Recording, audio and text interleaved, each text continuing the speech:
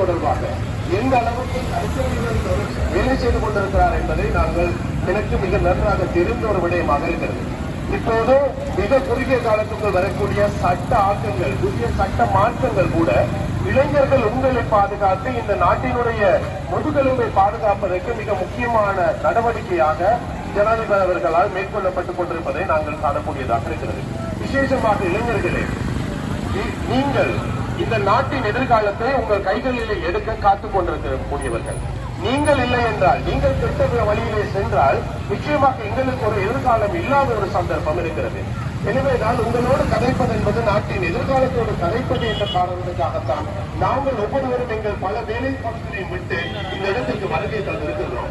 எனவே இன்றைய சமூகத்திலே எவ்வாறு நாங்கள் எலிகளை பிடிப்பதற்கு பொறிகளை வைத்து அதிலே உணவுகளை வாசனையோடு வைத்திருக்கிறோமோ, அதே போல இளைஞர்களை நோக்கி சமூகத்திலே பல்வேறு விதமான விடயங்கள் வைக்கப்பட்ட